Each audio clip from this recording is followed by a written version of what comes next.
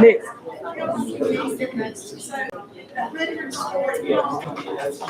That's what. See, you can get away with a little bit of that yay, because yay, it's 18 no shit. That's why we go to listen. I get my eyes about what the road is. They can call you as a board member. I don't even bother me. I can relay your concern.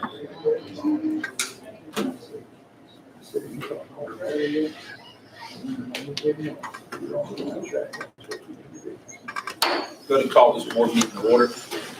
I ask Mr. Pitkin if you would lead us in our prayer pledge. You will bow your heads, please. Dear Heavenly Father, we just come to you at this time with most humbleness and gratitude. Father, we should all be humbled for the season we've just completed.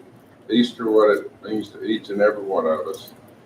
Father, we come to you with gratitude and that we're about to close out a school year, and you have blessed us with being able to keep our schools open, keep our students and staff safe. Father, we lost some loved ones in our community, and we mourn that, but we just thank you for all that you've done for us. Father, as we begin this meeting, we just ask that our actions are pleasing unto you, and that our actions every day are pleasing unto you. We ask it all in Christ's name. Amen. I pledge allegiance to the flag of the United States of America and to the republic for which it stands, one nation, under God, indivisible, with liberty and justice for all. Have a motion to adopt the agenda. So move. Second. Move to second. Mr. Ellis? Yes, ma'am. Mr. Davidson? Yes, ma'am. Mr. Harris? Yes, ma'am. Ms. Daniel? Yes, ma'am. Mr. Pitkin? Yes, ma'am. Motion to approve the minutes from April 27th. So moved. Second. Move to second. Mr. Ellis? Yes, ma'am. Mr. Davidson? Yes, ma'am. Mr. Harris? Yes, ma'am. Ms. Daniel? Yes, ma'am. Mr. Pitkin? Yes, ma'am. Move on to our items of business, discussion, and information. Please support RJ, all is going to speak to us about the budget. I know we've kind of kicked the tires a little bit on some budget. Me and Dr. Kelly sat down and went over some numbers, some information from some of the things that had been mentioned on what we wanted to try to do with the budget for this coming year. And so I wanted to try to kind of give y'all sort of a layout of kind of how we're looking right now, especially in the large general budget. Obviously, that's the vast majority of where the money is located is in the general fund. So that being the key of where that money is being spent, how we're dealing with that. We are looking at currently we're looking at budgeting budgeted revenues just over $47 million for this coming year. That is up about $3.5 million from what we actually budgeted the prior year. Obviously, the large portion of that change is coming from the austerity cut from the state.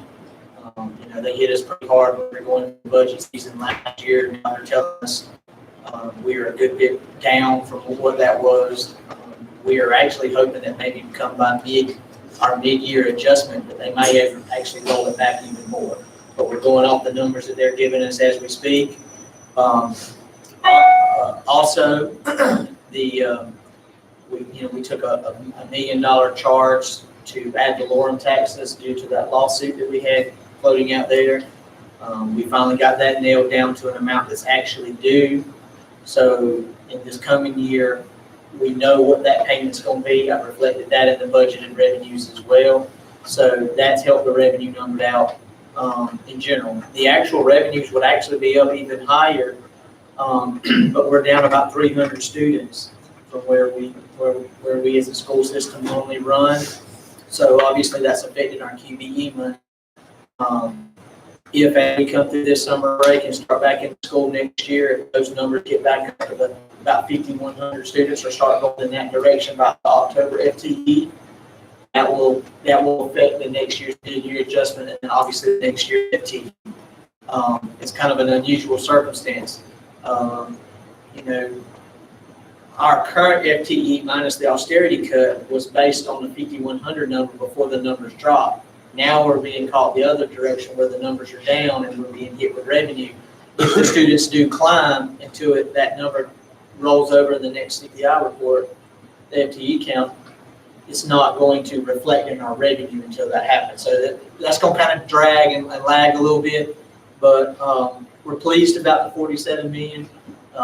We feel like that's a good number to where we can be.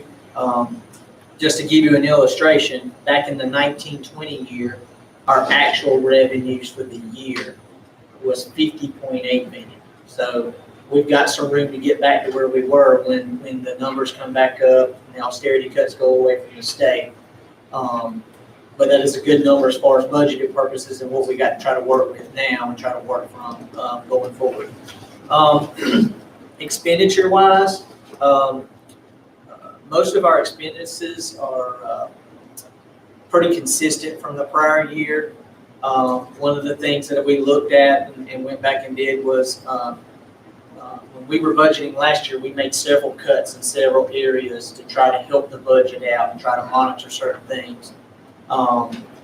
We took probably about a $500,000 cut in maintenance and operations to try to save some money last year because we just didn't know how bad that budget was going to be when COVID started and we were trying to budget.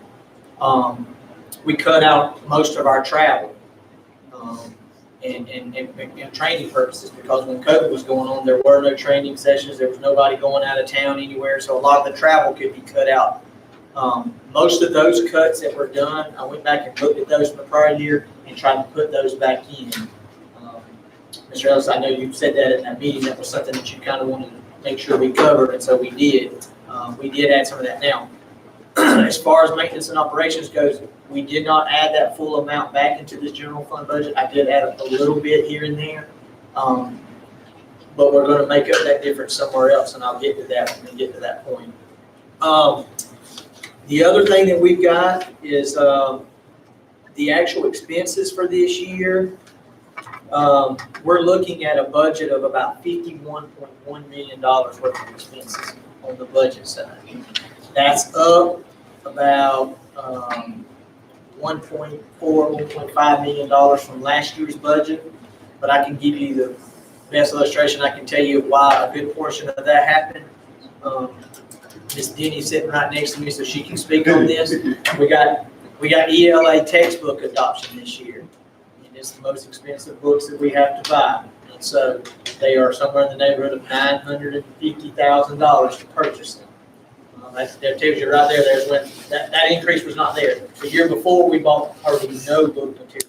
So you went from no books to a $900,000 budget item.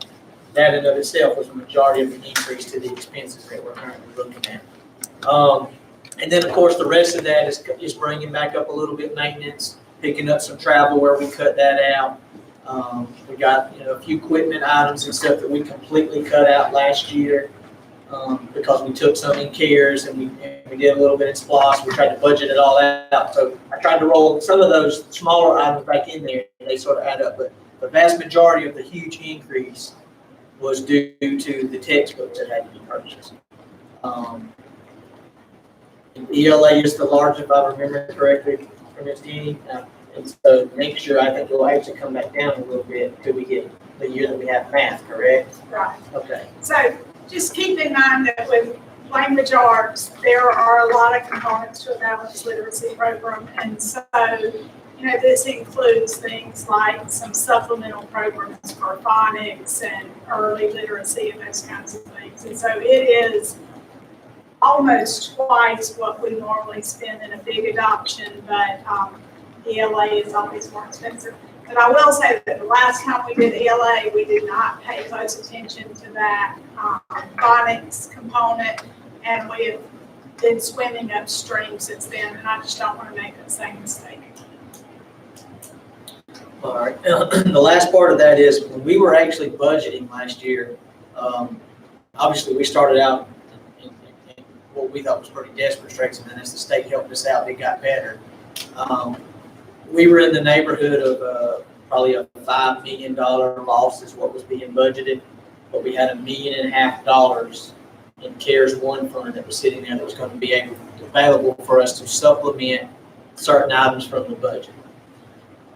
Currently, right now, we're showing about a $4 million loss on the budget side.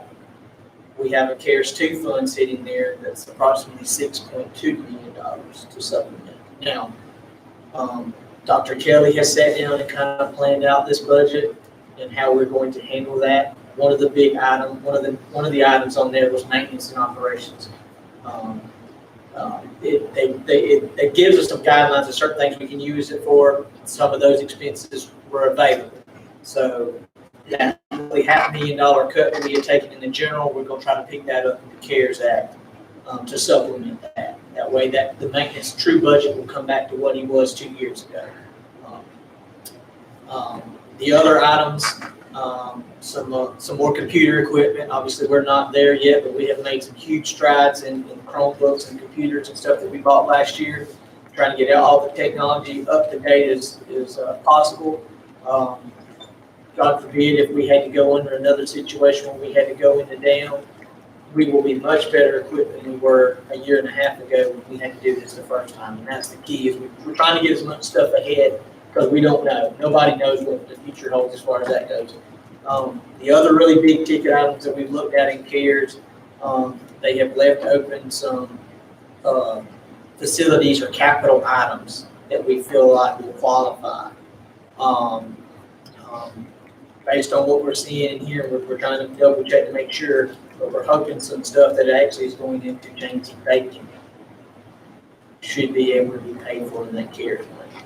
So we pretty well got it budgeted. We're waiting on the final approval from them. Assuming we get that, we've got some surplus money there that can be used to supplement this budget. I'll add this to y'all. Obviously, this is my second year going through this, but I did go back and look for several years. It looks like our budget has always shown that there was going to be a deficit, at least for the last several years that I looked at, always budgeted there was a deficit. But as many years as I can tell, we have turned a profit. So just because there's a budgeted deficit, I'm an accountant at heart and always will be. We're gonna make sure that the revenues aren't no larger than they need to be, and we're gonna overestimate on an expense to make sure we're covered and that we can handle it. If we had to deal with $4 million in the general fund, we've got the funds to deal with it. We've got almost $17 million right now in the fund balance. It can be handled. Do I honestly believe that we're going to lose $4 million next year? Not even close. So I know it looks like that on paper, but I want y'all to understand the likelihood of a $4 million loss. It would take something from the state where they cut some revenues for us to be in a situation like that. Under the current plan and the way we are projected revenues, financially, the school system is very strong, and then we know we've got CARES money out there to supplement as needed when we need that for the next 2 to 3 years as that money has to be spent on. That's about the gist of the budget right now as far as where we are and what we're trying to work to. Obviously, we've still got a couple more meetings where we need to discuss and do it all, but the end goal is to try to get to that first June meeting and have y'all be able to vote on an actual initial budget so we can get it published and then turn around and approve one in the second June meeting, which would mean we would do no spending resolutions and we would have a budget in place going into the next fiscal year. That's my current plan. I know that's Dr. Kelly's current plan. But obviously I need input. Anything else that y'all think we want to look at and consider, I'm here. I have a question. Yes, ma'am. Does CARES Fund, do they cover updating restrooms so that they're sanitary? Yes, ma'am. It does cover that. Yes, ma'am. To an extent, there's specific language, but yes, ma'am. Okay, but you know why I'm asking that question. And for the ladies in the room, and I'm sure anybody else who utilizes our football stadium, that is the reason why I was asking for maybe we could do something to update those restrooms so that, it's a little easier to maintain and make it a little safer and sanitary for those who are needing to use it. Yes, ma'am. We'll definitely do that. Thank you, sir. Appreciate it. And I wanted to, give my 2 cents. Even though our ELA textbook adoption, is, somewhat of a large, line item, Ms. Denny and her team has done a tremendous job researching, vetting the materials. She's brought in, experts from the schools. And I believe we are going to be able to provide our kids with the resources that they deserve. We'll be able to put that in the budget and, coming out of the COVID year with such a large concern about learning loss and literacy and those kind of things, then it's just imperative for us to have the very best resources we can for our kids moving forward. And I think that's what Denny and her team has done. So we're very excited about that. The CARES money, is a blessing, but I really want the board to know that, the CARES money is not something that we're going to have every year. The CARES money sunsets in about 3 years, and then it's gone. So anything that we do with CARES money, we have to be able to sustain, if it's not a one-time thing. So we're able to, offset some of the, deal with some of the learning loss, some of the social emotional things that our kids are going to be going through because of the COVID things, which is what CARES money is designed for, and be able to hopefully make some capital outlay improvements with regard to air quality and purification, and those kind of things. And so what we would like for you to consider is, we would like to have a call meeting, maybe on the 19th, Thursday of next week, for you to consider that. For us to continue our budget discussion, and then we'll also continue the following week at our Tuesday meeting so that we can meet our goal of having, information to you and satisfy all your requirements with regard to maybe a tentative budget being adopted the first week of June, and then our final budget being adopted, our business meeting at the end of June. Somebody did send me back an email that they had a conflict on the 19th. Did I read that? Someone? I think it's good. The Okay, other day we had looked at. okay, so the 19th is good. Okay, I couldn't remember. So, Look at the time or the. I'm good for 5 o'clock if y'all want to do that. 19th, 5 o'clock. Can we entertain a motion? I'll make a motion. There we go. Have a call board meeting on the 19th. That's the Wednesday. That's a Wednesday. That's not gonna work. I'm sorry, That's church night. 20th. My apologies. The 20th? I can do the 20th, but I gotta be at church by 6:30. So we need to do it earlier in the day. On the On 20th? the, which one? On the 19th? No, it's 19th. 19th, I have to be at church earlier than that. Okay. I mean, That's a Wednesday. I'm y'all out want there. to entertain earlier during the day? I can do earlier on the 19th. What time? What time do you get 3 o'clock off? Maybe. Y'all tell me which one on the 19th. What time do you get off? I'm gonna make adjustments. We're gone, boss man. I got a motion. It's 3 o'clock, good time for you? I can do 3 You o'clock. can do 3 o'clock? on the That's not gonna rush you? No. No, I walk out if it does. I got to be there. Can you do 3 o'clock? First responsibility. 3 o'clock? I make a motion that we have our call board meeting on the 19th at 3 o'clock. Second. Move to second. Mr. Ellis? Yes, ma'am. Mr. Davidson? Yes, ma'am. Mr. Harris? Yes, ma'am. Ms. Daniel? Yes, ma'am. Mr. McKibben? That's good. Not because I need a few things I want to mention about the textbooks. And, I know that is a large amount, but I know that as a board, we have set and approved thousands of dollars on a lot of things, lights, sidewalks. And so, while that is a huge expense, it's a need for our district. We've heard Ms. Denny present on this, and we trust that she's going to lead us in the right direction on purchasing those textbooks. So it's a big amount, but it's something that the district needs. And as she said, we don't want to get it wrong again. So.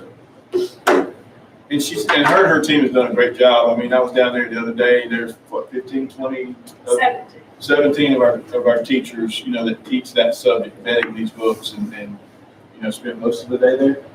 Yes.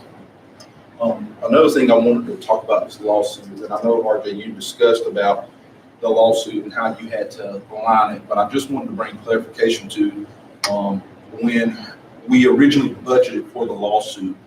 We budgeted that money, and then we were able to offset that because we received FLIPA money that the county was going to put in the place of that instead of us making the fiscal payment. But you would have to show it in the actual budget item as it being paid out. And so that's going to kind of wash out there. Yeah, Okay. yeah. I mean, obviously what's happened was it was an ad valorem issue as far as, you know, we received too much ad valorem property taxes 10, 15 years ago, 12 years ago, during whatever span. And all these lawsuits went through and said, look, we pay too much in taxes, we want our money back. So they get against the county, and then, of course, we get a portion of that, so we've got to pay our portion back. Well, when it come time, when the judgment was authorized and approved by the judge, they broke it up into 3 installments total. It's like $750 the first year, $500 the second, $500 the third. That's our portion. And so it just so happened when it was time for us to do that, we could have had to write a check, but it just so happened that given month, we were supposed to be getting FLIPA money from the county. So it was a large payout we were going to get. So they cut the amount that we had due to them from that check. And so our check was much smaller, but they gave me the reconciliation to show what all the amounts were. And so when I recorded it, I made the FLIPA money come out because that money kind of flows from the state through the county to us. And we wanted that revenue to match what we should have received.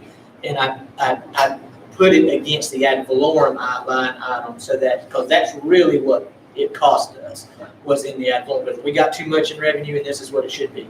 Now, I don't know what's going to happen because that amount is due in like October or November, I think in that neighborhood. So depending on if we've got another big chunk coming, then, you know, hopefully they'll be able to do that again. If not, then we'll have to write a check. Either way, on the bank side, it comes out the same and it will be recognized the same. It's just sometimes we don't have to actually write the check if there's already some revenue there for them to take. So. I just wanted to make sure we clarified that.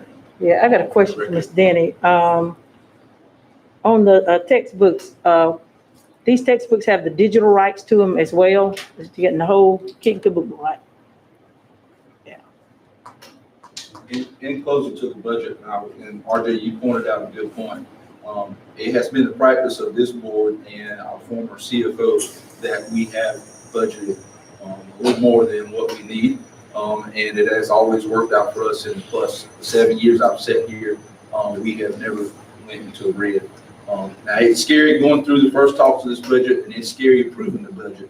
But when it's all said and done, come June, we feel really good. And so we know that you're going to continue to do a good work, and we certainly want to continue to do that practice because it has helped us be able to build that fund balance. When we came in, I think we were probably around 3 to 4 million from what I remember when I came in. So to hear that we have 17 million, that's pretty good. It's good work to our directors for pension. You know, I know y'all spend a little bit, y'all pinch a lot too, and certainly we appreciate y'all doing the work that y'all do and spending what we need and not just out here buying things that we can't really afford. So we're able to do that because we do so. Kudos to everybody that helped with the budget.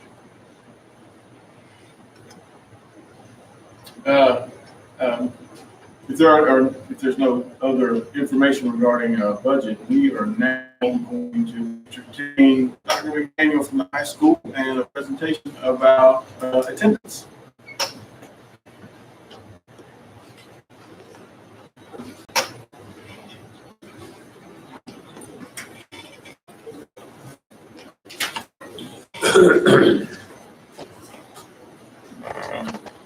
Good evening.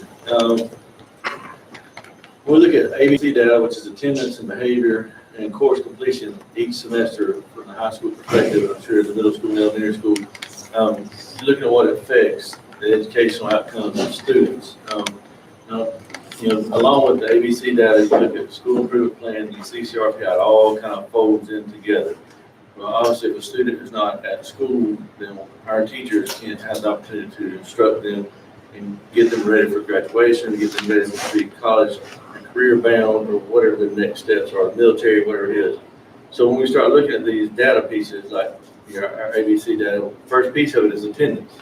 How does attendance affect behavior? How does attendance affect the discipline in our building? How does attendance affect course completion?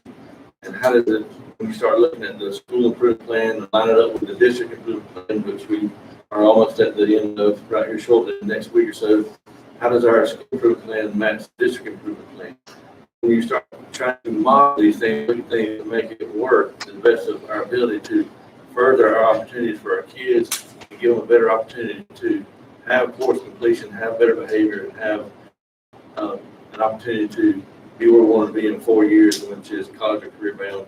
And we're also looking at our CCR, improve that. What are ways that we can make our CCR RPI better to make our system, our overall system score better? Because it is a unified effort, because all 8 schools feed into that one number for our system. So we've kind of posed, we looked at it as administrators for the last couple of years. Obviously, this year is a little different because of the COVID situation, so attendance is out the window. A lot of things are out the window as far as our CCRPI. However, we've communicated to our leaders, our teacher leadership team, and even to our teachers when we start working on school improvement plan. What are some things that we can do to address the needs of the students, address the needs in our building, and further move us down the road? And overwhelmingly, one of the common threads that comes up every year when we talk through with these groups of teachers and students is an attendance policy. And even if students think it's a problem, then there's a common thread that holds it all together. If there's the adults in the building see it, and they're trying to work with students who have multiple absences and can't get to school, then and the students themselves see that as a problem as well, then we need some way to address it. And we'll let Ms. Moore speak. I don't want to steal her thunder as far as the presentation, but we've looked at several policies around throughout the state, and we're one of the few people in our area that, the counties that touch Wayne County that doesn't have an attendance policy. If you look at Long, Tatnall, Athland, Bacon, Pierce, Glenn, all those folks have attendance policy. We don't. If you look at some of the, even spoke with Dr. Kelly and asked him, where you came from, did you have attendance policy? Yes, sir, we did. And I looked at a couple of area schools up around Atlanta. They had attendance policies. We believe that if the proposal we're putting on the table will improve instruction, because we have students in front of our quality teachers that we have on staff. We also believe with course completion, help from students having to do as much work and trying to stay ahead instead of behind. We always want to work ahead and keep our students on track. And also it'll help behavior in the classroom, because the students are behind, and when they come back, they're behind, they get frustrated, and it becomes a behavior issue because they're not up with their classmates, or not up with the curriculum where they need to be. So I've asked Ms. Ward, because she's come from a system where they had an attendance policy and it was effective and in place. So she's got some data that she's going to present, and also the attendance policy that we've kind of proposed. And I know we sent that out to y'all last week. Hopefully everybody had an opportunity to kind of look through it. But she's going to kind of hit the highlights of it, and we'll kind of entertain any questions from there.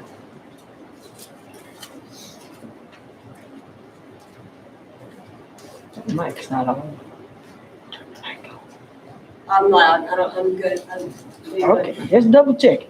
First of all, thank you guys for having us here tonight. This is something that, in just speaking with, like Dr. Daniel said, in speaking with colleagues and speaking with students and other teacher leaders in the building, this is an issue that has grown to big proportions.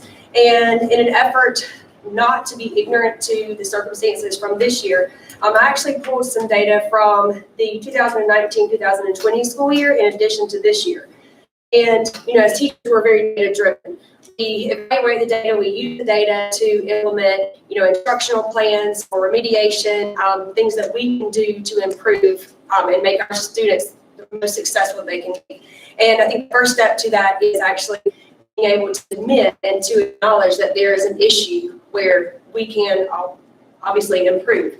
In the 2019-2020 school year, and this is going from August the 8th, 2019, ending at April the 1st, 2020, we had 37,321 unexcused full blocks of instructional time was missed. And these aren't absences that are covered under, I was sick, I have a doctor's note, I had a doctor's appointment, I had a family illness, I had a death in the family, or any of those that fall under that umbrella of excused absences.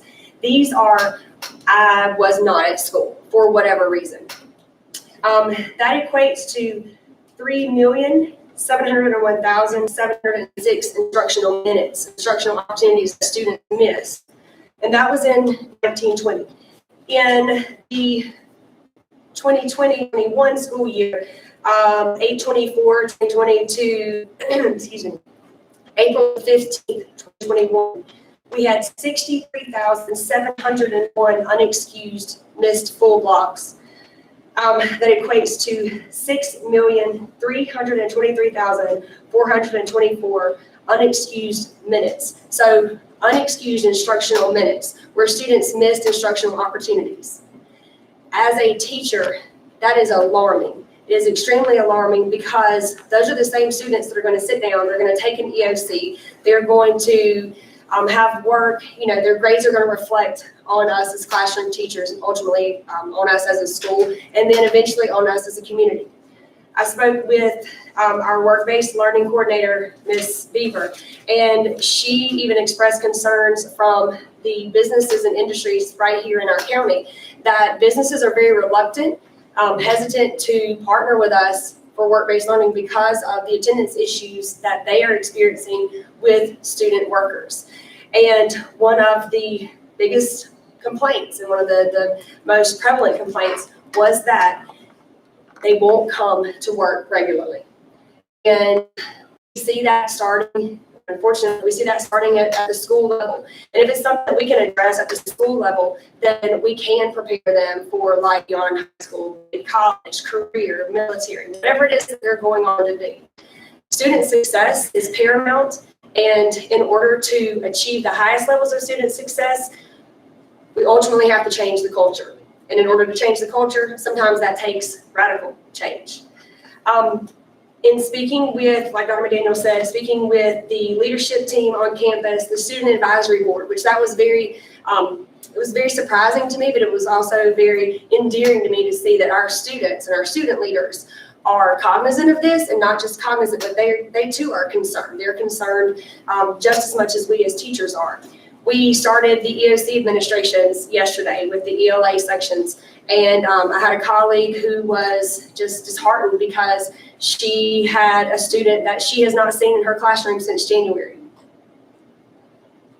That student is taking an EOC in her class that is going to reflect on her scores, our school scores, and that student has missed, since January, has missed opportunities to learn, to be educated, to be made aware of the skills and the standards and things on which she's ultimately going to be assessed. And when we go back and pull the data, they are unexcused absences, absences that I just was not at school for whatever reason. According to the attendance policy that's been proposed that Dr. McDaniel sent, there are some highlights and some key points. As he mentioned, I did come from a school system that had a very stringent attendance policy. We had a specific number of days that we would allow, and in just doing some research of local schools and communities around us, we are the only one that does not have an attendance policy in place. School systems around us have anywhere from 7 to 12 days that they will allow students to miss, excused and or unexcused, before they appeal to a credit committee. And what that means is once they have achieved or reached that number of absences, they have to go before the appeals board, and they may or may not earn credit for the courses in which they've missed the most number of days. All of that's included in that attendance policy. On the very first page, some of the things that we definitely wanted to highlight and definitely wanted to mention. Excuse me. The excused policy or the excused absences, these will fall under the same umbrella, and they are very closely associated with the attendance issue, or not the attendance issues, but the excused policies that we have in place now. So those absences that fall under those excused absence qualifications, they would remain the same. The biggest change I think that we're gonna see is in our proposal, we are suggesting a maximum of 5 parent notes that can be used to count for an excused absence. This is not, reflecting on kids have doctor appointments or kids that get sick. This is 5 parent notes. That's beyond those doctor's notes or beyond those doctor's appointments. You see on the second page, any other absence that does not fall under those qualifications would be considered unexcused. Excuse me. I think that in addressing this, we could also meet some of those aspects fall under the truancy and the truant students section as well. We have, and I mean, I could give you a dilatory presentation of all of these numbers and all of this data, but it's staggering to know the number of kids and the number of minutes and the number of days and the number of instructional opportunities that are being missed on our campus every single day. Just to kind of give you an idea, we have from 8/24 to 4/15/21, 6,320 unexcused checkouts. I just checked out. I just left school early for whatever reason, versus 1,256 excused checkouts. We have 11,580 unexcused tardies to school versus 848 excused tardies to school. Again, 63,701 unexcused missed complete blocks. It's 90 minutes of instructional time that was missed by students for unexcused reasons versus the 24,728 excused blocks that were missed. And those are missed due to illness, be it their personal illness, a family illness. That also covers students who are absent due to quarantine, be it for themselves or for family members or possible exposure. But when you look at the comparison of these numbers, it is absolutely alarming to see the disparity between the kids who are missing school, unexcused versus the excused. Certainly if a child is sick or a parent is sick or whatever the reason may be, we don't want them at school. We don't want them there if they are sick, if they are too sick to be at school, if they have a doctor's appointment. We understand that there are situations that fall under that excused umbrella. The unexcused absences, that's what's killing us data-wise. We also looked at makeup work procedures. Right now, we allow students to make up work if they've missed excused, unexcused. One of the main points that some of my colleagues, as I asked for input, some of the things that they expressed, not allowing students, if they have an unexcused absence, not allowing them to make up that work, that essentially nullifies any type of attendance policy that you have. There has to be some accountability that is tied to attendance. You have to be in school. You need to be in school. We need you to be in school. And if you're not, you're missing out on opportunities, like I said, for instruction. You're missing out on opportunities for learning. You're missing out on opportunities for eventual success. And there has to be something that is tied to that to maintain accountability on the part of the students. We also proposed a number of 10 unexcused absences in a class during a semester. That student receives no credit for the class unless the waiver is granted through the appeals process by the principal's designee, or the appeals committee. Long County, for example, allows 9 absences. Macon County, 10. Ware County is 10. Ware County also has a policy where they will pull a student's pull a student's parking pass after X amount of tardies, X amount of absences. They also restrict, Glenn County does this as well, they also restrict attendance at extracurricular activities. Those extend to things like prom, things like homecoming, those events that should be privileges and should be things that students earn the right to attend. Glenn has 10 absences, Tattnall County 12.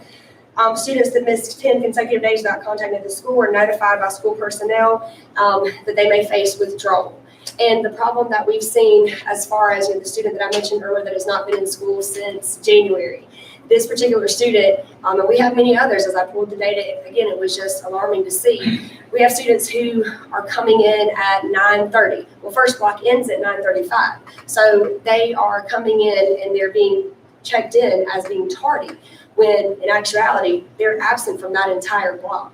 So their attendance is not reflecting that they're chronically absent as a whole. They are chronically absent from that class. But the state says that it has to be 15 absences from the entire day before you're identified federally as being a chronically absent student. We also want to definitely initiate some incentive policies for students who are regularly in attendance at school. And these are things that we're going to work on at our school and utilizing those teacher leaders and the leadership team, and then some of the students on the student advisory board as well. Aren't students required to have by the state a certain amount of seat time? The seat time, from what I understand, has been waived in the past, just due I know to, for this year, I'm pretty Right. sure it's been waived, but, you know, overall, on a normal basis. Seat time was waived several years ago. So they're no longer, looking at seat time? Not a seat time requirement. Really? That's the problem. I agree. Yeah. I mean, one Now, of the, let me put in one caveat to something she said. The check-in and check-out, then we have a check-in system called Checkmate, Mhm. where students come in and they check into school. We've been able to, through our technology, Jim Neesmith ran this down for me, and obviously we're not gonna do it starting 13 days in the school, but we can actually put a time restraint on each block, and we figured that out. He's made some phone calls. So any student that comes in after a certain amount of time, so 10 minutes or 15 minutes, they're 10 or 15 minutes late, we'll say 15 minutes late, at 8:16 they become absent.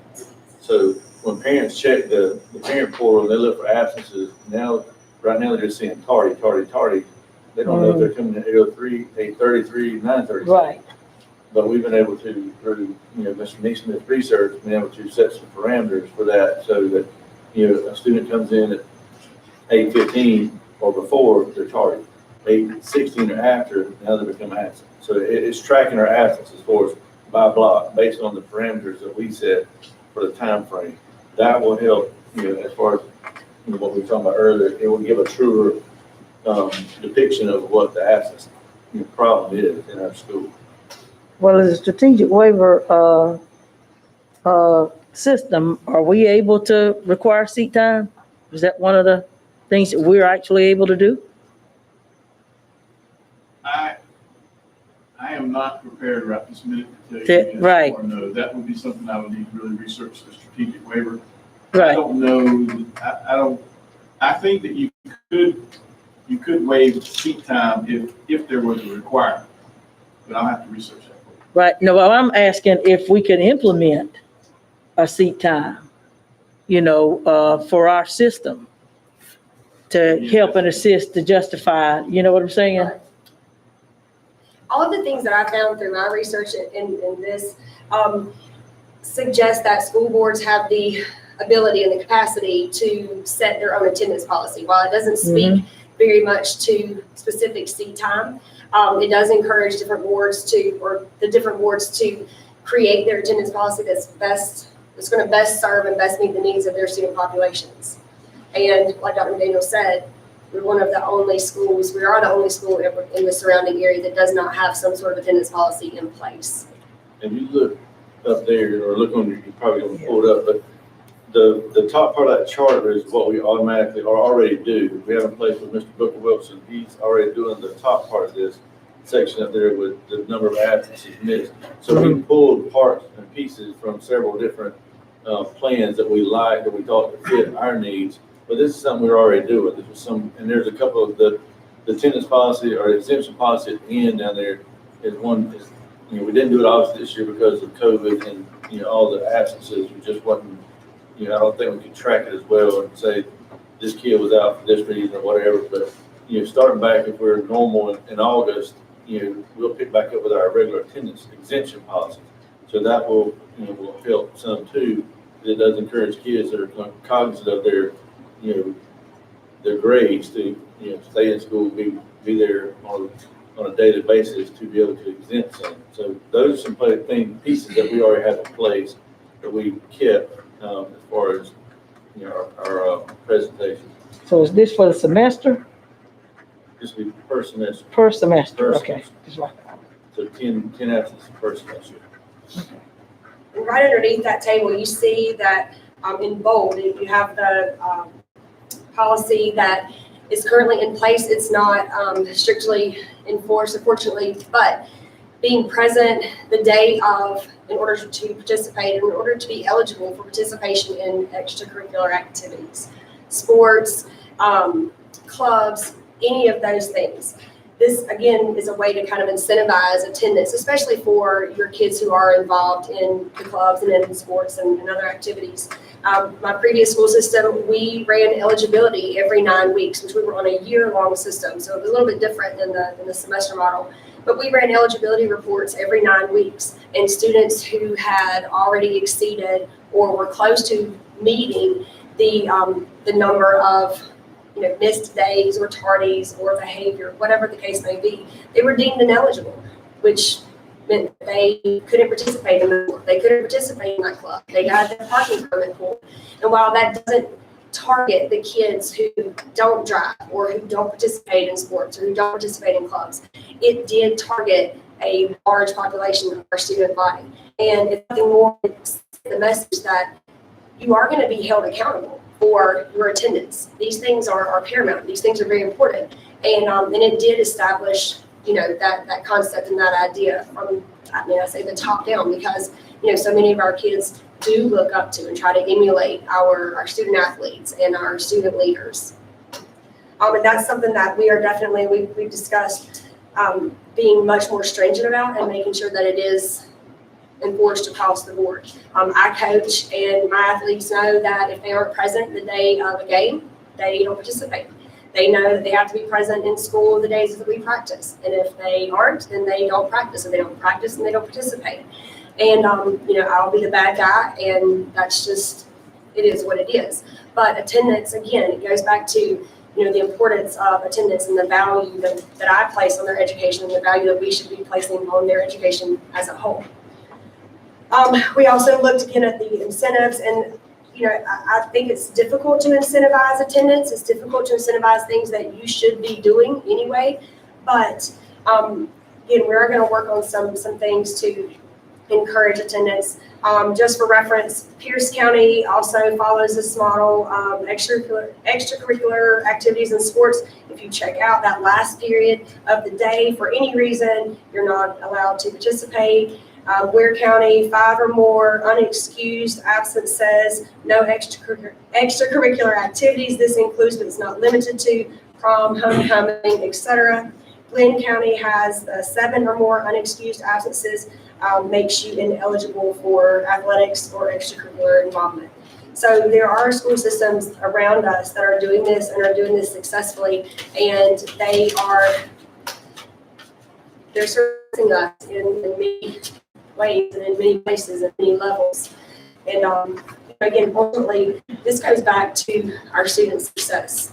And we look at the number of students who do graduate and who are going to be here in this community, and we can put them to be viable, contributing, active members of our community, then I don't think that it's too much to ask to establish that right there in our school system and go ahead and set those expectations and set that bar so that we are preparing them for the future.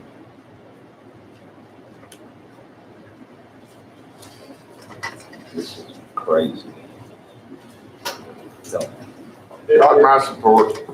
Thank you. Coach Mack, I was just thinking, back in your day, because you were my principal, it seems to be, when we were doing the 6 classes a day, it seems to me, it seemed like we had more control over the attendance, or there was more focus on the attendance versus with the block schedule. And I think in the mindset, then, we knew we had to go to all 6 classes, and we knew it was going to count against us in exemption. I hear from, and the student advisory board has pointed this out, some kids feel like I might have 90 years, so I'm going to skip out on the second, first block, and I'll get there 4th block where I may have some trouble because this class may be an AP class and I'm struggling with the 70. So I'm just going to, skip the first 2 blocks and I get there for my class I'm struggling with. And for that reason, I think that at the high school level, especially since we are on that block schedule, that attendance has to be considered course by course, block by block. Mm-hmm. And so we have to look at, how many absences you had in this block versus that block. I have students that, I teach AP courses and accelerated courses. I also teach an elective course. And I have students that are in both of mine, and they'll come for my academic course, but then they might check out, or they might not attend my elective course. And so that is a trend that we're seeing, that, I'm doing well in this course, but I also think that by tying their grades and their ability to recover those grades and to make up that work, tying that to their attendance. If you are unexcused, we just don't feel that you should be able to make up those assignments that you missed. It's not equitable across the board to those students who are there every single day. And I see that, in my fourth block classes. Those are the two, the first and the fourth block. Those are the two areas where we have the most number of absences because of children either being late to school, tardy to school, absent in that first block, or they're leaving at fourth block or right before fourth block. And having an academic class fourth block, you really see it. You really see it. Now, we have had teaching here before. We had the situation where we had unexcused absences. The students were actually able to make up the work, but they had 3 days to make up the work. It was not the teacher's responsibility to go and say, Junior, you missed yesterday. Junior, it was his responsibility to go and find out, whatever he or she had missed. Right. And, but I understand that it's, the problem is paramount now and everything. I do believe in second chances, but I do believe in responsibility as well. I even think on the lines of, hey, need to make up. They took some time off. Let them start school. And we did that at Effingham after it got to be such a huge ordeal. We actually had set schedules for Saturday school. The students knew that in order to be eligible to attend Saturday school, they had to sign up by a certain time. They had to procure their work and assignments from their teachers. The teachers had the discretion. If you had an unexcused absence, it was that teacher's discretion to allow you to make up those assignments. And the majority of us did do that because, we didn't have the attendance issues, obviously, that we have here. But you only had a set number of Saturday schools that were going to be offered throughout the school year. And so once it reached a certain level or a certain number, it was capped as far as participation was concerned. So if you needed to attend Saturday school, you had to sign up, and you had to be one of the first ones to sign up because when it reached that max, it was closed. And then you would have to go to the next one or hope to get the next one, and then hope that you didn't miss any more days that would require you to maybe attend an additional Saturday school. Appleton County also has a policy in place where if you have an unexcused absence, you are allowed to make up the work within that 3-day window, but you can only receive half of the credit for it. You're not allowed to receive full credit for those assignments. And I don't think that would be a problem either. The thing that I see in my own personal classroom and just talking with some of my colleagues, it's not just I'm missing a day here. It's I'm missing a day here. Next week I'm missing 2. The week after that I'm going to miss another one. We have students who are missing a day a week, if not more. So when you look at that 3-day window, well, is it 3 days from the time that you come back? Is it 3 days from the day that you were originally absent? So it becomes a burden, I guess, for lack of a better term, to the teacher to try to figure out, how do I do this? How do I do this so that I can still give that kid the opportunity to make up things so that he or she is not, just going to fail because for whatever reason. But how do I do that and maintain equity in my classroom too? So that would definitely be something I think that we would need to. Is it our goal to put this policy together and then implement it for next school year? I say absolutely yes. And I say that emphatically simply because of the numbers that we have this year. And again, I did not look at numbers that were covered. I looked strictly at unexcused absences. These are, again, undocumented. I just didn't come to school for whatever reason. These aren't things, doctor's appointments, illness and family. Our system is coded to code certain absences based on, what they are. If it's a family illness, if it is a doctor that provided some kind of documentation that I was sick and I treated this student. If it was a parent that wrote a note for an absence, if it was, a quarantine or something of that nature. So I look strictly at the unexcused absences and the kids that just are not at school for whatever reason. Ms. Ward, would you share with us what you teach?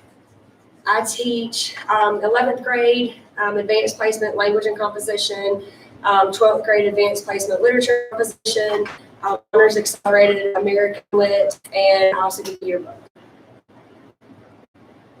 Lord, you mentioned when talking with Ms. Beaver about, our workforce development and work-based learning program. And, that has been brought up at a lot of our, development meetings where, companies that are here locally are afraid to recruit or hire interns to come in and serve because, as you see, they lay out 1 day a week. And when production is in process, some companies can't afford for people to lay out 1 day a week, especially when they've given a high school student an opportunity over an adult. So those are concerns. I see it here in our things that I have the opportunity to manage. This generation wants to take off about 1 day a week, relax, go to the beach. Still get paid. I work every day of my life, 3 jobs. Well, and I shared an anecdote, an analogy with a student that I have who is identified as chronically or federally chronically absent. I said, since you're only, she said, I've been here, this was last week, she said, I was here 3 days of the week. And I said, well, I'm going to give you 3 parts of your grade done. Or at work, you're going to get 3 parts of your paycheck. You're not going to get it all because you were only here those days. Mm-hmm. She said, I don't like that. I don't like that. That's I don't right. like that comparison. That's what it is. Good analogy. Right. First of all, I find it utterly ridiculous that these numbers are where they're at.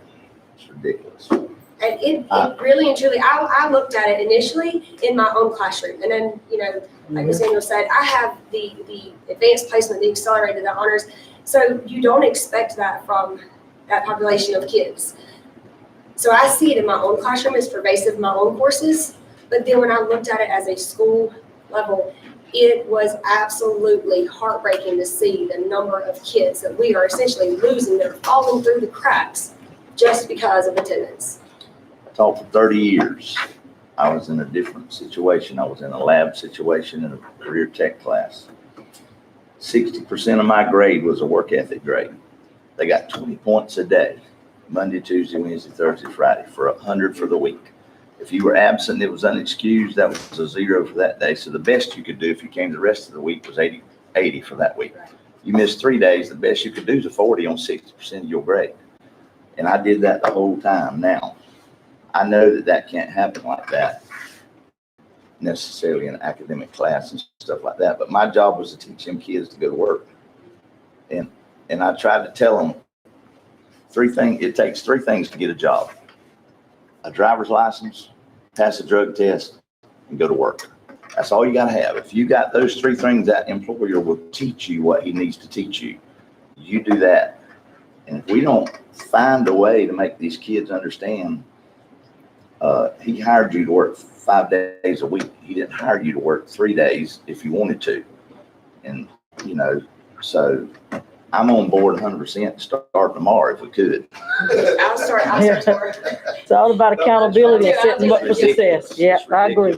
Dr. Smith, and maybe Ms. Denny probably can help. So we've never had an attendance policy put in. I'm talking about. We used to have an attendance policy. When I taught, we had one. The attendance protocol. Didn't we have one? Like basically, most of that would be in the attendance protocol committee. And, we have the community come in and meet on that. And that's where if you look at policy, you're not supposed to have a lot of procedures. So if you had an attendance policy, this would be maybe a regulation or procedure to accompany the policy.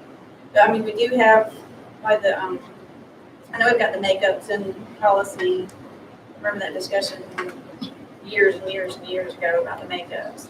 But all of that we have had in our attendance protocol committee, you know, when we used to meet with the community. So we have letters and contracts and, you know, so many days you could meet, you could bring in hand excuses or doctor's notes. I mean, it was all in there before. So this is what we want to, you know, boost it up, put some steroids into this policy. I'm in support of it if we just continue to, you know, get all the research that you've done from, you know, our other surrounding counties, especially the ones that are in our, because that's what we compete. Right. As a And right now, school system. I hate it, they're beating us, and I'm competitive, I want to win everything. And, I mean, we're not.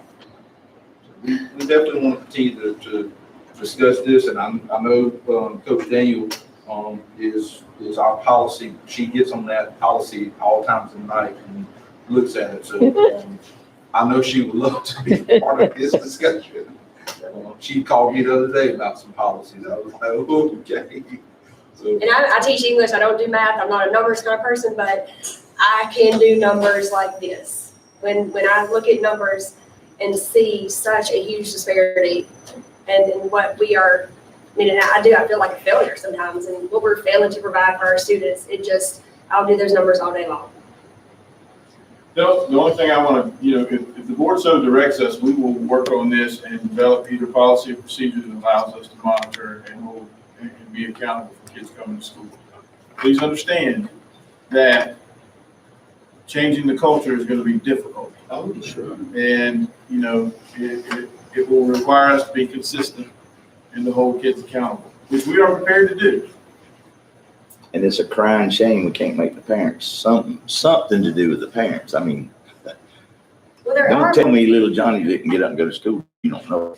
If you don't, you're not doing your job as a parent. Now, there are some situations, and I will say that, and not making excuses, where you do have some parents who they go to work before the child leaves to get on the bus. Does matter, because I will say this, my mother worked at Manhattan Shirt Factory.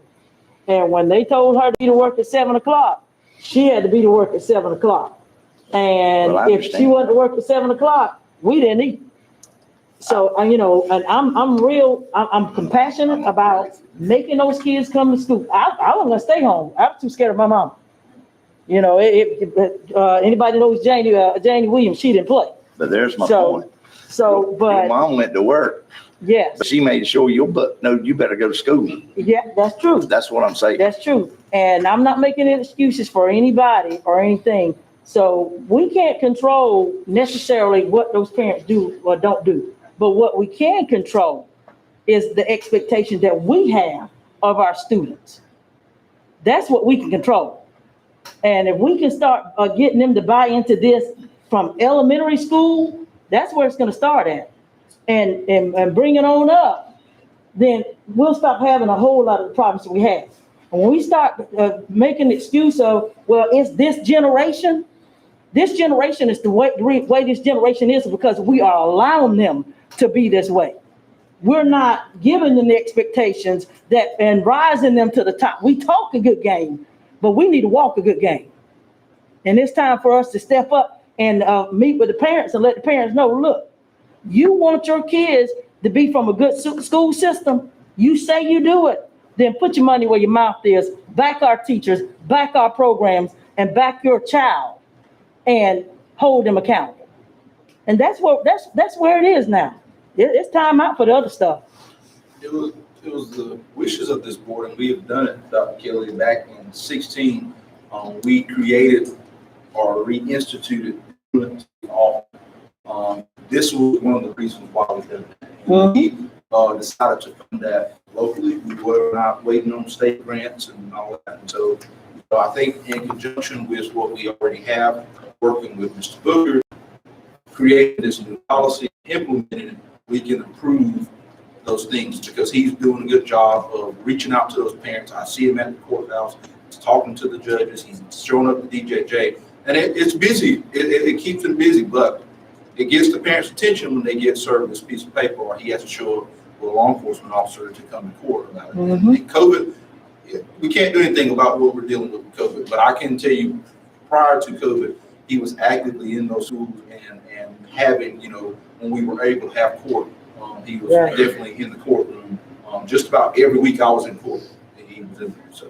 I think right now, Mr. Booker is overwhelmed with the amount of kids he's having to go see and trying to chase. There's no way he can see this number of Right, kids. right, No. absolutely, absolutely. There's no way. He's running 5 days a week, hard as he go all day long trying to chase kids and get them to school. That may be where this part of it comes into play to help sure that part of that policy that we've already got in place is to help him reduce the number of kids he has to run. So he's- I missed the STAR program. And we talked about that day. And part of his Nobody wanted to job, pay for that to come back. I presented it, you remember that, I got voted down. Not by me.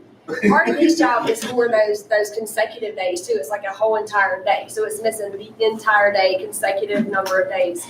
And I mean, and that's problematic, obviously, but it's also the block by block. And so, and that's again why we thought at the high school level, we have to look at this block by block. So we'll have students who miss, they've missed 9 days consecutively in all 4 classes. And then on that 10th day, somebody forgets to take attendance, or they come to that one block. So that rolls, now we're back at square one. So now what do we do? And that's really and truly the more pervasive issue. Just there's no accountability for not being at school. Dr. Kelly, you want us to entertain a motion to give y'all the go ahead to work on a policy and bring it back for our approval? Honestly, Mr. Chairman, I don't think we need, we don't need a motion. What you need to do is just direct us to handle this and to get something ready for your review and possibly your approval as either a policy or procedure. And I do know that the committee, as Dr. Smith was talking about, is working on things and they meet. That committee is under the direction of our Chief Superior Court Judge. So, this is something that's important to him, but it's also something that we got to take, the extra step, because the Superior Court Judge serves 5 counties. Seems like every county that he's serving is already doing that except this one. From what you named out, he serves Glenn, he serves Appleton, he serves Jeff Davis, and Camden. So we're the only one out of the 5 counties that doesn't have a policy. So. And we do have alternative schools too, that have nights. I'm not saying put a kid necessarily in alternative school, but make up work, Right. They can go after school and make up work. Right. They don't want to do that. You know what I'm saying? Right. Yeah. Inconvenience, exactly. Thank you. Thank you, Dr. McDaniel. I think we need to support them. Yes. No doubt about it. This group heard me say it already. We watched good baseball last night. It didn't turn out the way we wanted. That home plate was 17 inches wide. My grandson out here playing right now in Bill Martin Park. That plate's 17 inches wide. I go and watch the Braves tonight. That plate's 17 inches wide. We have continued to widen the plate for these kids. And you hit the nail on the head of English Ward. We're talking about high school kids. You can't blame it all on parents now. You gotta be held accountable. So you got my support 100%. Thank you, Dr. McDaniel. Thank you, Dr. McDaniel. Thank you, Ms. Ward. Just a little, I didn't pull it up earlier, but we do have a policy JD, which is student attendance. And the very first line just references the attendance protocols developed by the attendance protocol committee. Certainly we can add regulations for that. Dr. Kelly, I think you've heard from us, you know what we want to see. Yes, sir, we'll start tomorrow. And I think at this time, we have Dr. Trapnell with school food service. This is just a formal bid packet that we send out every year, say that we'll bid food and supply, equipment, everything that we bid out. It's just a formality that I have to get approved every year to continue doing what we're doing. I'll make the motion. We approve this. I second that motion. Moving to second. Mr. Ellis? Yes, ma'am. Mr. Davidson? Yes, ma'am. Mr. Harris? Yes, ma'am. Ms. Daniel? Yes, ma'am. Mr. Mayhew? Yes, ma'am. And I want to thank you for all that you do for our school system. Oh my God, our lunchrooms are, I mean, I want to go in there and sit and eat. If you all have not had an opportunity to see what our cafeterias look like at our schools, you need to take that opportunity to go and look at it. You know, I've shown it to some of my friends that graduate from high school here. They live in Columbia, South Carolina, and one of them lives in Minnesota. And they said, well, why didn't it look like that when we were in school? So, you know, I appreciate the extra effort that you have done and taken to put that pride in our school systems. I really appreciate that.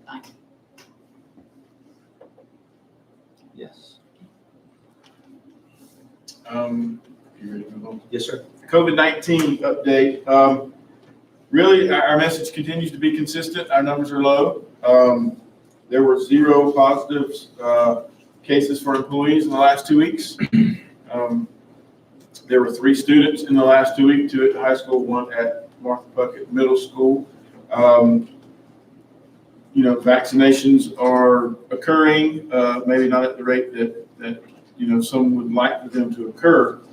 But I think you know, Wayne County and in schools, we are coming out of the COVID, serious COVID concerns. And so what I do is make a recommendation for you to consider possibly at the next meeting that we remove the mask mandate beginning next year. And make mask optional for our kids. If they want to wear a mask, if their parents want them to wear a mask, they can. You know, remove that beginning next year. We currently are experiencing in our schools a continuous effort to ask kids to wear masks. We're supplying masks. We're spending, you know, roughly $5,000 a month on masks. I was in the schools today, you know, and it's just a constant reminder. And if we need to wear masks, we will. And I think we can adjust if necessary if we see rises in numbers. But, you know, with restrictions being removed by the state, you know, gatherings and things going back to some symptoms of normalcy, I think that's something that I would ask that you guys consider, you know, making, having action on the next meeting. Let me ask you this question. Just tell me, would it be easier to leave it in place and to rescind it the closer it gets to school and everything looks like it's, you know, pretty much okay, than to rescind it now and then have to go back and reinstate it? I see no difference. I honestly think that we should just, I mean, instead of getting into the weeds of that, we'll make that decision before we go back to school. We have a meeting in July. It's probably 2 weeks before school. Make the decision. I mean, I support what Dr. Kelly's saying, but I also hear what you're saying. And so to me, we will have our board meeting. I mean, either way, I mean, because nobody's going to be in school during that time. Which will be So, after the yeah. 4th of July, which is roughly about 2 weeks before school start. Now, we do have summer school coming up, so what are we looking at with summer school? Are we looking at no mask or mask, or, I mean, what are we looking at? It would be my recommendation for you to consider removing the mask mandate and just allow students who wish to wear masks the opportunity to wear a mask if they so choose.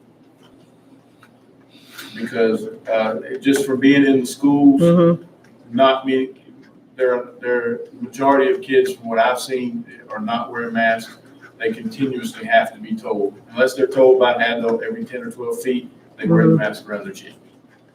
That's what I see in our building. So, you know, if kids want to wear masks, if their parents want them to wear masks, then by all means they can do that. But I don't think we should continue enforcing a mask mandate. You know, beginning next year, summer school, maybe you may see that as a continuation of this year. You know, so we can start it whenever. No, I was just asking. Yeah, it's kind of, you know, it's up for discussion. You know, to be honest with you, you know, the kids that want to wear masks are wearing them. The ones that don't want to wear masks really aren't. And our teachers and our administrators are spending a lot of time trying to make kids wear masks. most of the time when I walk around the building, I see a lot of them laid on the ground. Mhm. And in talking to the contracted company at the high school, he showed me he had a double handful of masks out of one locker. They're putting on to get in and disposing of them. I had a teacher that contacted me today and can't really breathe the last 2 weeks. And I just tried to, we're trying to get through this year. We're trying to open up graduation. So, and in hopes of having some form of a normal school year next year. So I hope, they will understand. We're not trying to hope it continues. And the downward turn is gone so far. And how many weeks we got left in school? About 2? 2.5. 2.5. I want us to be able to have our, and I'll definitely commend Dr. McDaniel and his staff for getting the information out to the community. And I know that people have, sent some emails, asked to just take them off of the 2 weeks. But one of the biggest things that I'm proud about is that we get to have a full, real graduation. And we're able to do that. We were able to continue athletics. We were able to do all the things that we wanted to do. The board said we're going to mandate masks. And from my position in GSBA, there ain't many schools in this state that have done the things that we've done. And I commend this board and the staff for what we've done. And because we said we're going to wear masks, we were able to do it. There are school districts that are still shut down today. They ain't done no baseball games. They ain't going to have no graduation. So we got a couple more weeks. And like I say, we continue to monitor it. Summer school, hey, I don't think we need to change anything for the rest of this school year. Next school year, certainly I don't care.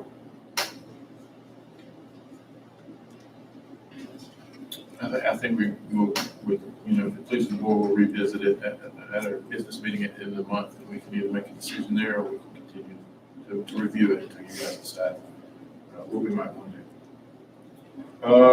Capital outlay? Okay, the track, the surveyor was on site last week, getting everything staked out, so that the contractor could begin installation of the new storm drain system this week, as soon as that arrives on site. Everything is still, running as it should with the previous update.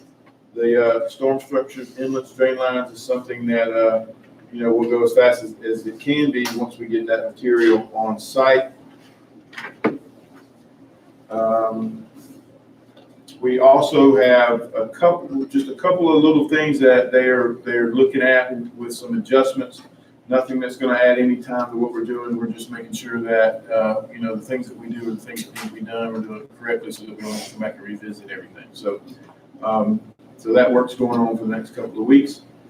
With regard to James E. Bacon, we had a wonderful groundbreaking today. We're excited to see all the people out there for that. So now that the subcontracts are getting issued, managers getting submittals from the subcontractors and suppliers, and all that's approved. PQ is meeting with a few of the member subs this Thursday at our regular OAC meeting to perform some additional due diligence and exploring existing conditions, coordinating to make sure that we have everything ready to go as soon as kids exit the building so that we can start. You are seeing more and more portable units arrive on campus, and those will start being set in place and put together so that those will be in place, when we start construction, so that our kids can continue to go to school. A lot of things right now going on behind the scenes, but that's what makes for a fluid and smooth start. Once the kids get out, we get all those things done. So we meet every 2 weeks for our meetings. You guys are certainly welcome to attend those if you wish, but that's where I get my updates, and I always stay in contact with TQ about sure that we're doing everything possible to get this moving as it should.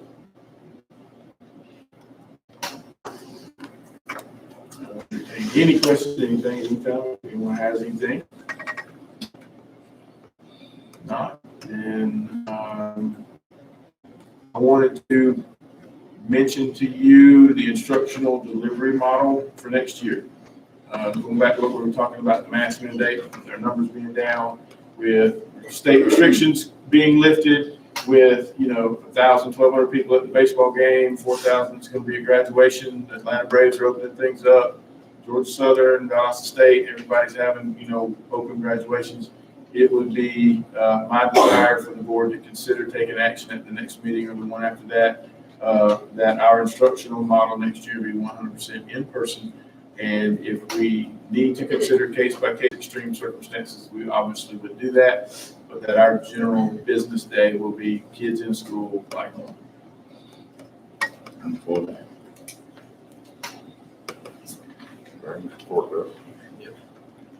We bring that back up to the next meeting. You guys We take vote that now. action. We can vote now if you want to.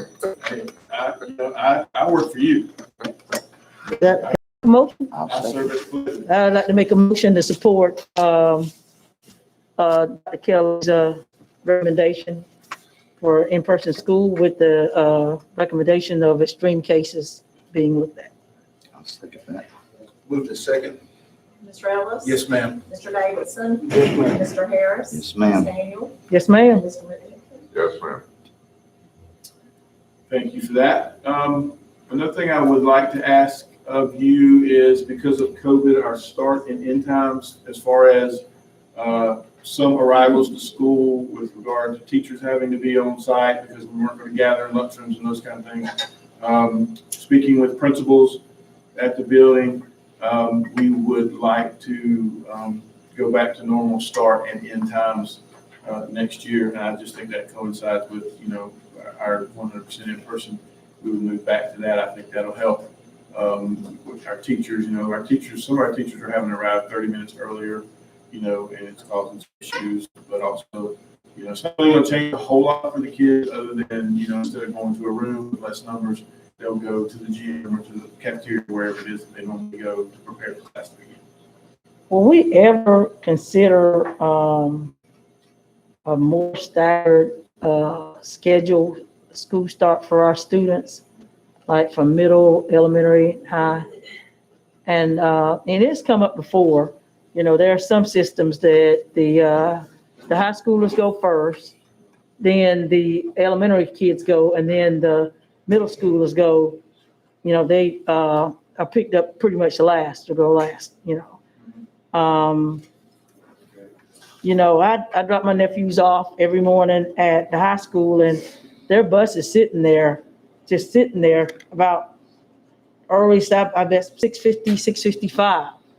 There are about 10 buses lined up, sitting there with kids on the bus, waiting for the kids to get off the bus. And, we talk about, the drivers and picking up and that type of thing. And sometimes those buses are still, the kids don't get off the bus 10 minutes after 7, to go into the high school. So that was the reason why, one of the reasons I was asking about that, because we had been having a problem with the number of drivers, that we had in commitment. Yes, ma'am, Ms. Daniel, certainly something that we can entertain. Look at staggered. And about 2 years ago, went to staggered start times, simply inability to have drivers for all of our routes and to decrease double, triple, sometimes quadruple loads with regard to buses. So if that's something the board wishes for us to pursue or review, we definitely could do that and have information for you with regard to what our current situation is with regard to bus routes and what a staggered start time might allow us to be able to do to remedy that. And I'm going to say this right here. Nobody likes change. It is what it is. But sometimes you're going to have to embrace, some different changes, some different things. I'm not saying that this is something we're going to do. I just asked for it to be reviewed and looked at. I also look at some of the systems and I can give you one. Oakleaf High School in Jacksonville, Florida, has one of the highest graduation rates. Their SAT scores are good, by most of their kids. And so, there are different studies out about, kids, high school seniors or high school, whatever age they are, performing well later in the day or, those type of things. But when you look at kids checking out a fourth block, trigonometry, because they got to go to a track meet, and normally the latest a person checks out for a track meet to travel is about 2:00. It's rare they're going to check out at 3 because most track meets are going to start at 4 or 4:30. So I'm also looking at that aspect of it as well. So, I appreciate you looking into that and researching on that. Thank you.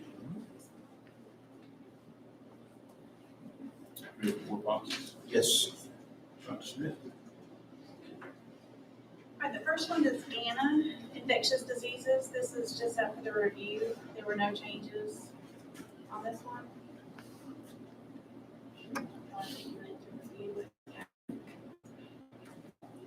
The next one is DK, it's a student activities management. This is a first reading to rescind this policy. When I had it reviewed by GSBA, the recommendation was to rescind it because it's too procedural. So in number 7, I do reference the bookkeeper's handbook phase. The suggestion was to place it in the bookkeeper's handbook. So what we're going to request is to rescind, email Mr. Aldridge to add it to the bookkeeper's handbook once it's rescinded. But this is just the first reading.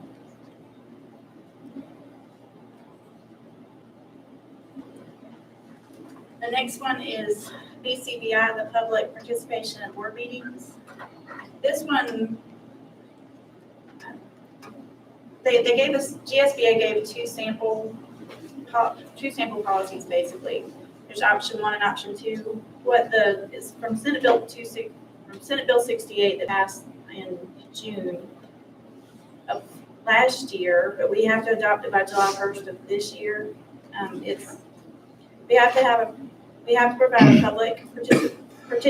provide a public comment period during every regular board meeting. So it doesn't have to be on the work session, but regular board meeting. We have to have a public comment section must be included on the agenda. We can't require more than 24 hours notice to come and speak to the board. And the board chair may limit the time and the number of individuals speaking. So looking at the two options, option 1 provides maximum flexibility. So you have to do the procedures to meet the statutory requirements regarding the policy. But those are, again, would be in the procedures. That's option 1. And then there's option 2, which the policy sets the parameters for procedures regarding public comment. If you read it, it does require that the public give us 24 hours notice to speak to the board. And we'd still have to develop procedures. What would that look like? Coming to the board to sign up or whatever. But we wanted to give you both of those options, option 1 and option 2. Like I said, option 1 has a maximum flexibility.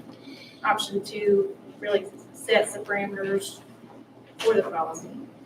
So we wanted to give you both of those options and see which direction y'all are thinking about.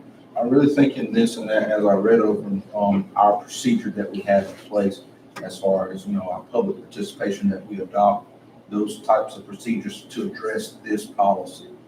Because it has everything in guidelines as far as what is supposed to be said, what things are to be addressed before the board in an open session.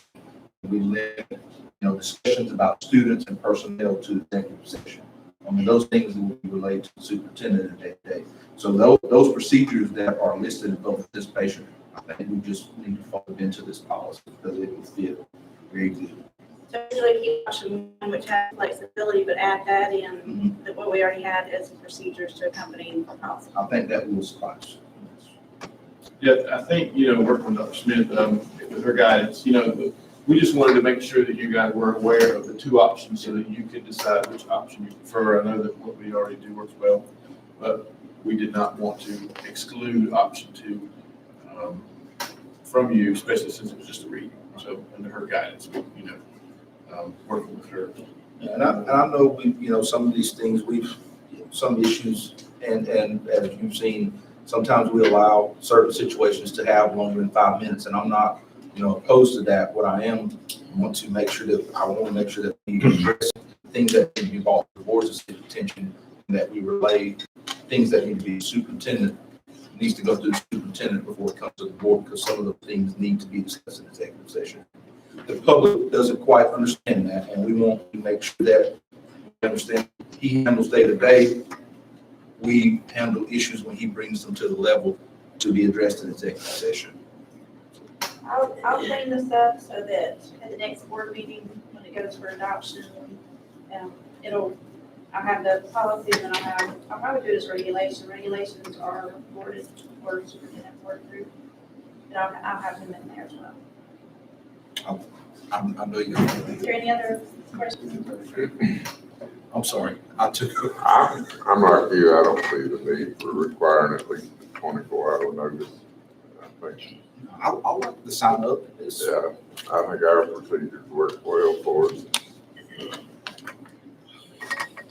Yeah, I think the reason why our procedures do work well, but I think the reason why that they do the 24-hour notice in some cases, so that if the person has a question or something, that the superintendent can answer and everything, because there have been some statements that they come to ask a question but they don't get an answer or response, which by our policy, we don't have to give one at that time.